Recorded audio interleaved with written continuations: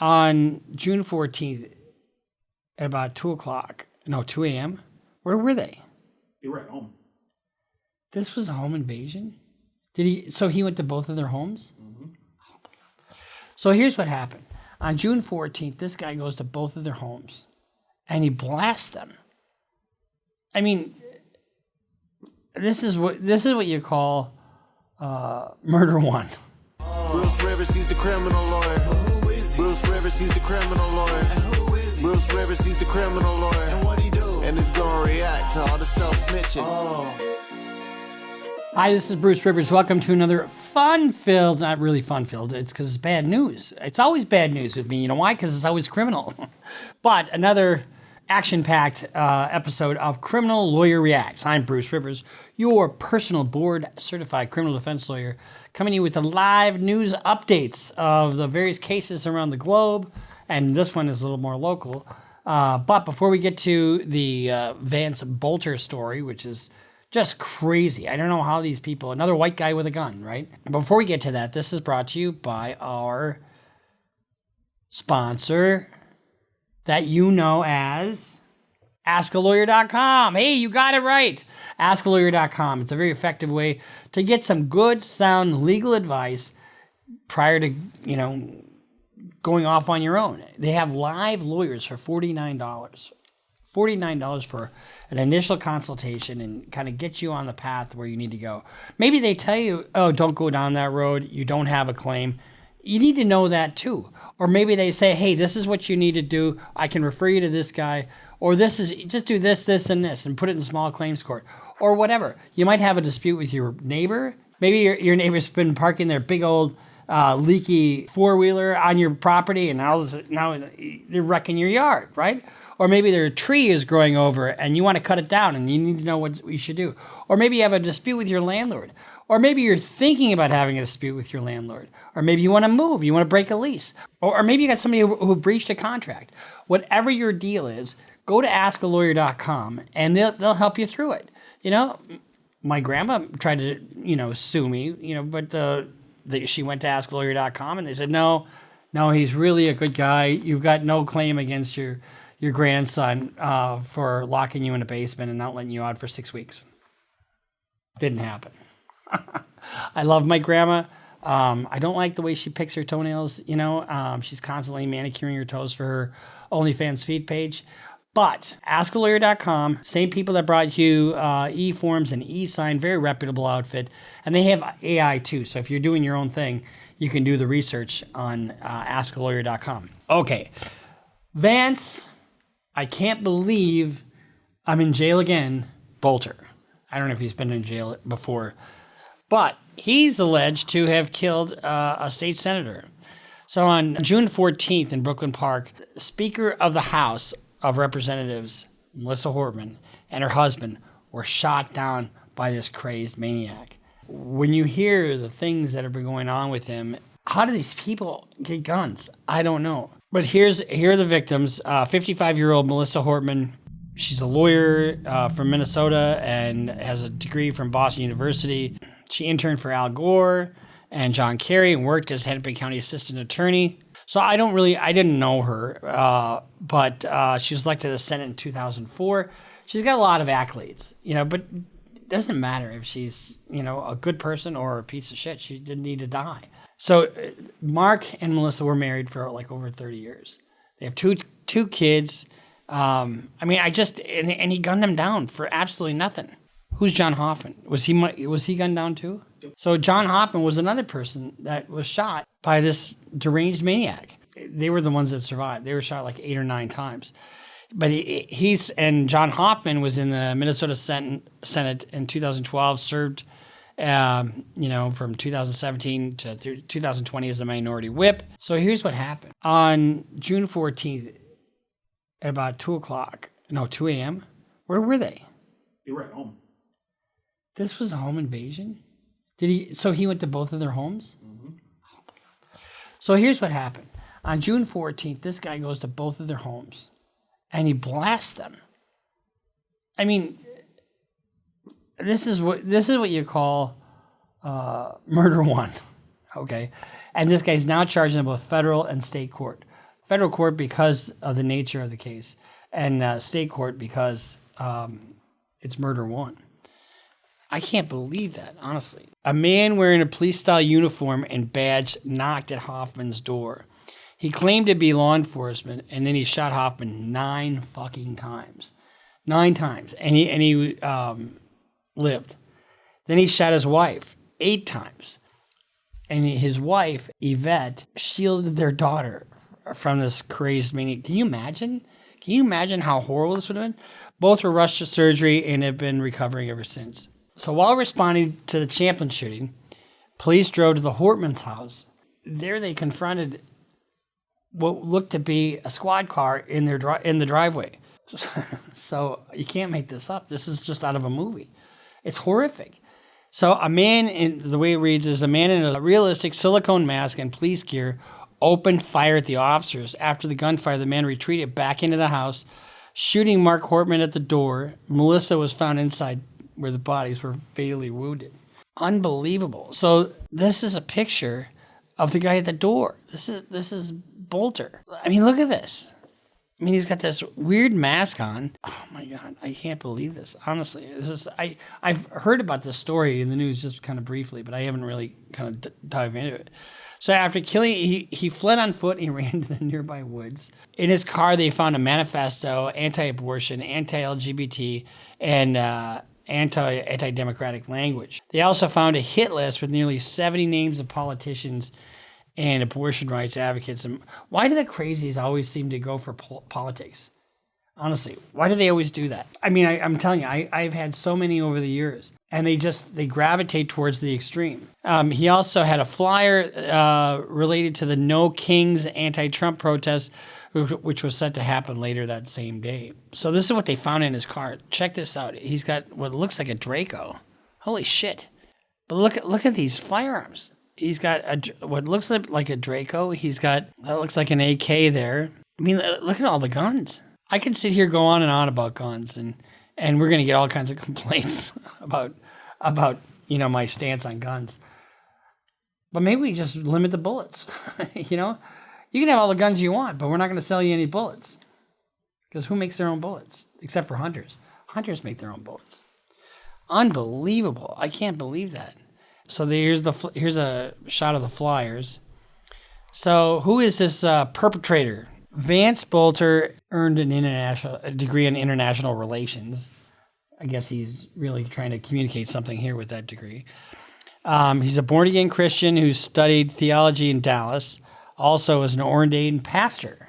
And I'm just as excited about Jesus. Et je suis juste excité right de here, Jésus. right now. Jusqu'à présent, même maintenant. And when I get excited, Et quand je suis excité, I want to dance. je veux danser. He preached in conflict zones like Gaza.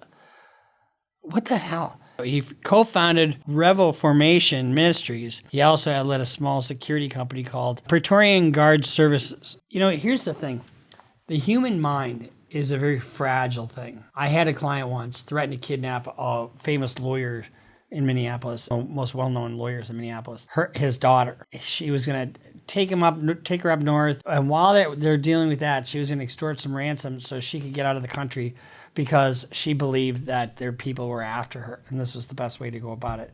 She put an ad in the paper for 10 bodyguards. Some guy shows up for the ad, When she told him what the plot was, he went to the police. And then her parents were involved in satanic rituals. His brother was CIA running drugs. I mean, just all this crazy nonsense. And this was a woman that was on her way to get she had a degree from American University and was going to get her PhD in clinical psychology.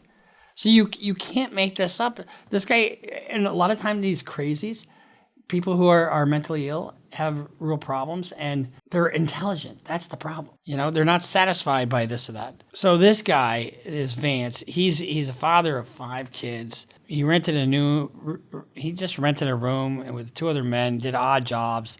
In 2019, Waltz appointed him to serve as the governor's Workforce Development Board, a nonpartisan volunteer advisory board with about 60 other people. So Waltz grandfathered him in after originally he appointed by Governor Dayton in 2016. So you know who Tim Waltz is, right?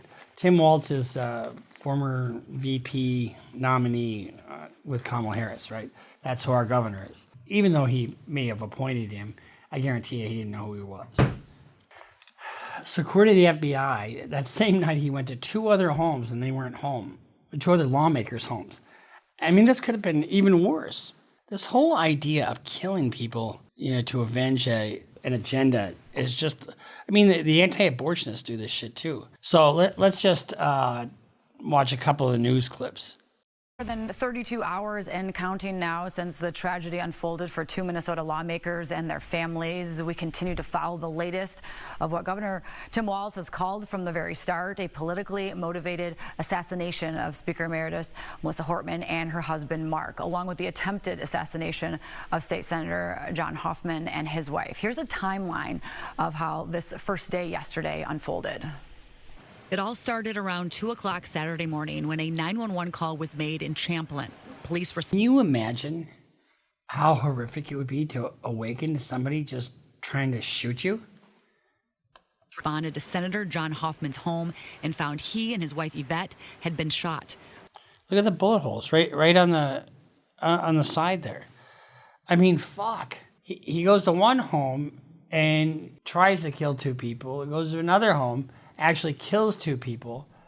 I mean, and then he was going to go to 2 more homes. He had a hit list of 70 people.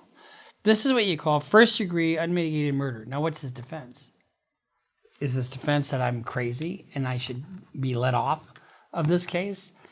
Because, and here's the thing. If you're found not guilty by reason of mental illness, guess what you do? You don't get freed. I mean, you're in custody for the rest of your life. I mean, unless you petition later saying, oh, I'm fine now. But you don't just walk free. And you can't just allege a mental illness without more. I'll tell you more about that in a second. Both were rushed to the hospital and underwent surgery. Then, about an hour and a half later, Brooklyn Park Police proactively went to check on Representative Melissa Hortman's home. There, they found a man dressed as an officer with a fake police vehicle. The suspect shot at officers and ran away. By 5:30 a.m., a shelter-in-place alert was sent out by Brooklyn Park Police telling anyone within a 3-mile radius of the Edinburgh... That must be his little fake cop car right there. Can you believe this? This is like so stupid. I mean, I am all for guns. Don't get me wrong. I mean, if these people in their home, properly trained and properly licensed and all that shit, we license our cars. Why wouldn't we license guns? I mean, it would be nice if they would have blown him away, but he probably had body armor on, I bet. Golf course to stay in their homes.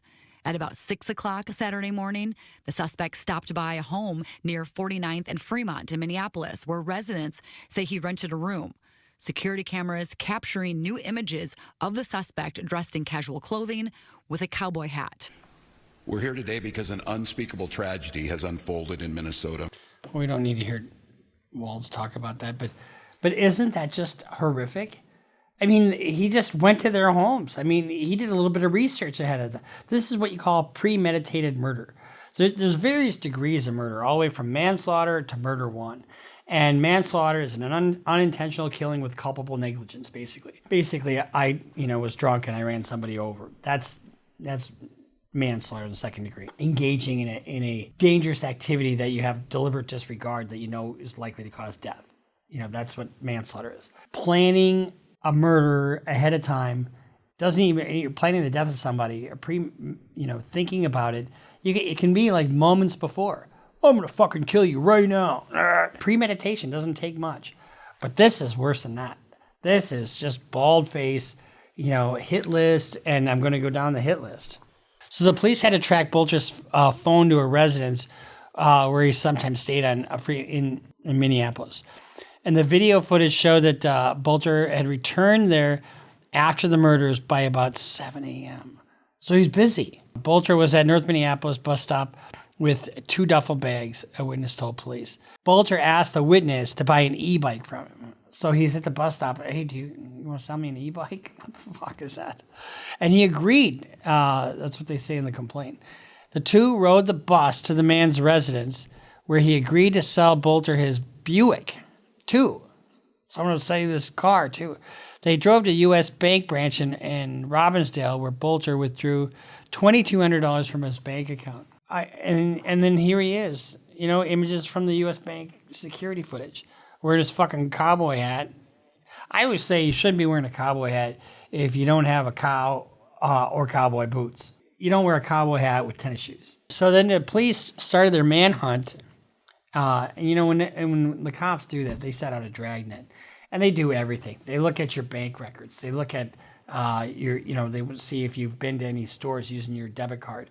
They look at your social history, your social media history.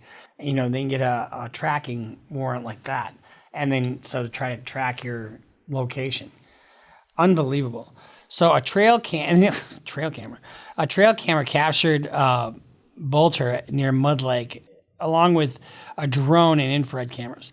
I had a client once went on the run for like 3 weeks, and this was up northern Minnesota in the farm and wilderness, and they set up these trail cams, and they wound up capturing him on these trail cams. He didn't go far, but he stayed out in the woods for like 3 weeks, and he was just bitten by bugs and stuff. And then he tried to escape while he was in there. These people who do this shit are just absolutely off the chain. They found the Buick. Inside was a cowboy hat and a handwritten letter to the FBI. So there's no question about guilt, right? It's just a matter of whether he was in his right mind or not. And we'll talk about that in a second. Boelter's neighbor, Wendy Thomas, spotted Boelter and alerted police. Without a single shot being fired, he was apprehended. I am a fan of red flag laws. And one can argue, well, then he'll just buy one off the street. Well, then, if there's a barrier to him getting a gun, a delay, murder is illegal, but people still do it anyway. So does that mean we shouldn't have laws about murder on the books? Well, people are going to kill people anyway, so why make it illegal? If we outlaw guns, only outlaws will have guns. That's not true, actually. So here's his roommate. And you could probably guess the company that he keeps is the highest caliber. What he was thinking. Okay, can I? Yeah. He was, David and Ron, I love you guys. I made some choices, and you guys don't know anything about this, but I'm going to be gone for a while. A long while. Like never to be on the street again.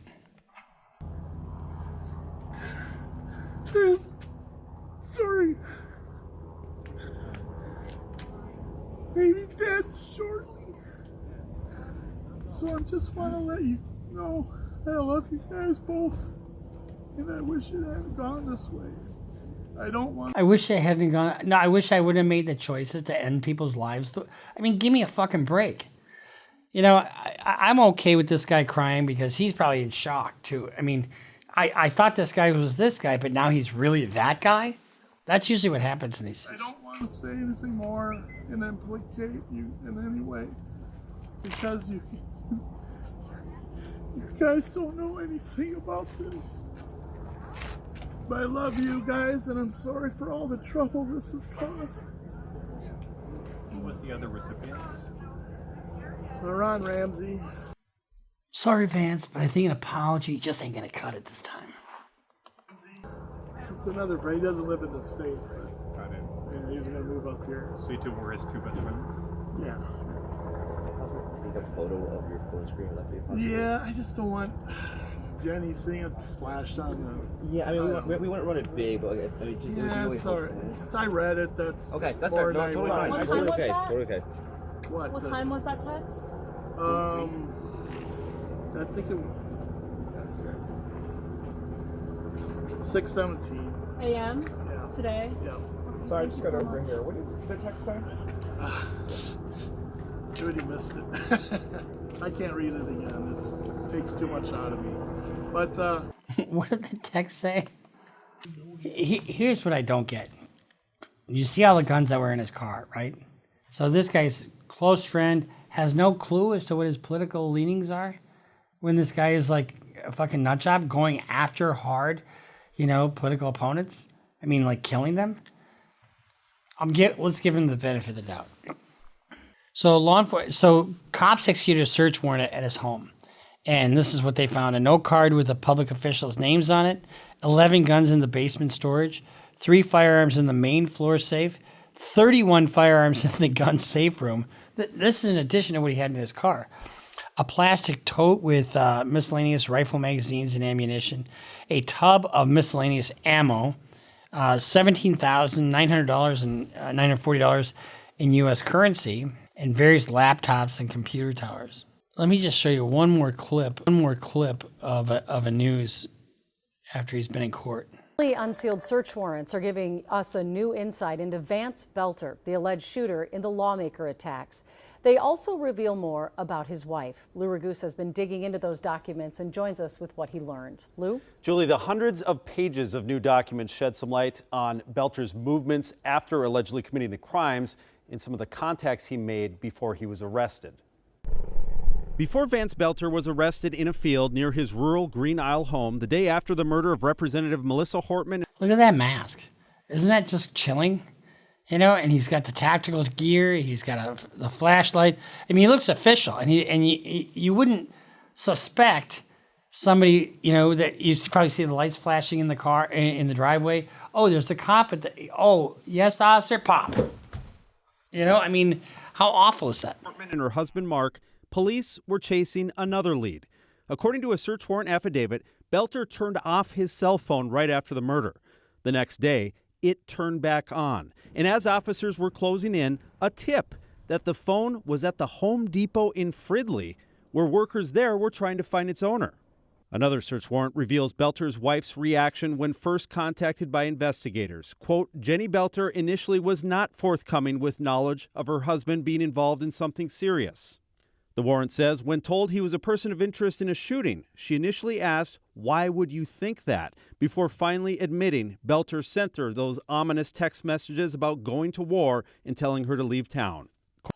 That is a crime to lie to the FBI, just so you know.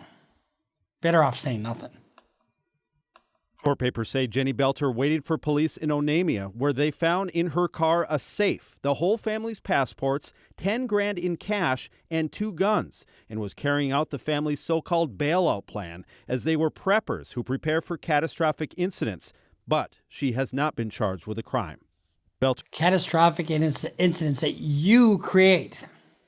Boelter's first phone call after the shootings was to his 18-year-old son, though the search warrant doesn't reveal what he told the young man. Other nuggets of information in the new documents include that a U.S. bank employee proactively called investigators to let them know Boelter was there at 9 a.m. right when they opened, withdrawing money. In another twist to Boelter's convoluted work history, court papers say he was employed by the U of M, which confirms he was a technician at the iDonation Bank up until the day before the shootings. Now, the next step in this case is Boelter is scheduled to be in court Friday morning, but that hearing could be canceled if he is indicted by a grand jury this week. So we are watching to see if an indictment comes down. Otherwise, we'll... So when you're in federal court, they charge by either complaint or grand jury, or information. If you're charged by complaint within 30 days, they have to have an indictment by a grand jury. In this case, they're just going to go straight to the grand jury. It'll be a fairly simple afternoon with the grand jury and look at the indictment. I think they've already gotten the indictment. And then they have what they call a detention hearing. Oh, you want to see if you can get out? Oh, let's see if that happens. No, the answer is no. You're not going to be free to walk among the public ever again. So the wife evidently did take his advice. When she was stopped about 90 miles north of the Twin Cities. She had $10,000 in cash, a couple of handguns, and her kids in the car. So when she talked to the FBI and said she didn't know anything about it, she was lying to the FBI because she had been tipped. Vance Boelter sent a letter to the FBI, and this is crazy. So in a rambling conspiratorial letter addressed to the FBI, Vance claimed Governor Tim Walz instructed him to kill U.S. Senator Amy Klobuchar so that Walz could run for the U.S. Senate, according to 2 people familiar with the contents of the letter. The letter is the clearest evidence yet of Boelter's mindset after the targeted violence against Minnesota politicians last week. It is incoherent, 1.5 pages long, confusing and hard to read, according to the 2 people familiar with the letter's contents. It includes Boelter's alleging to have been trained by the U.S. military off the books, and Waltz, who is not running for a Senate, had asked him to kill Klobuchar and others. So his bail's like $5 million in the state court, and they're going to hold him without bail. So in state court in Minnesota, they can't hold you without bail. They have to give you bail, but the bail's so high, he's not going to get out. But once they indict him over in federal court, they're going to hold him without bail. It's a presumptive detention kind of case because of the nature of it.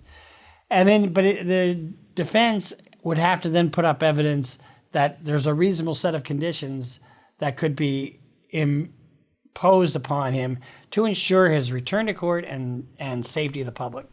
Ain't going to happen. It is just not going to happen. He's going to sit. So what do we have here? We've got a guy who went to 2 homes, assaulted 2 people fatally, attempted murder. So you got 2 counts of attempted murder.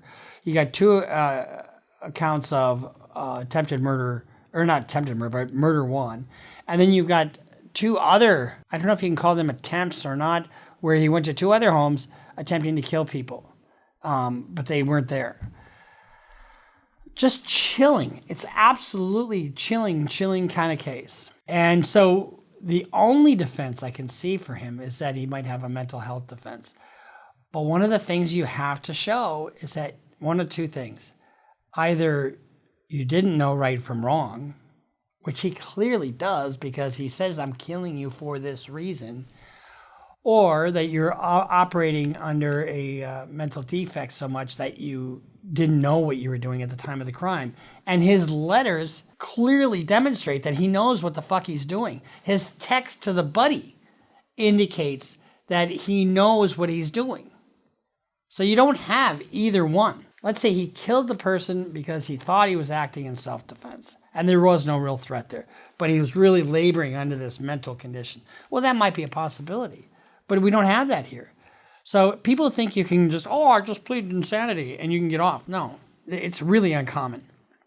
Tell me the last one you had. I mean, I had one probably 10 years ago. I mean, it just doesn't happen very often. Anyway, keep your guns close and your children closer. That's what I got to say. So we'll see you next time here on Criminal Lawyer Reacts. Make sure you don't kill any politicians while you're out there. Make sure you're peaceful. Love everybody. And sign up for Patreon. Go to CLRBruceRivers.com for all your merch needs. And sign up, and we'll see you next time on Criminal Lawyer Reacts. Bruce Rivers just broke down your case. He know all the charges that you about to face. You ain't coming home till 2058. That self-snitching gon' get you put away. Bruce Rivers just broke down your case. He know all the charges that you about to face. You ain't coming home till 2058. That self-snitching gon' get you put away. 23-hour lockdown, please, is that my God?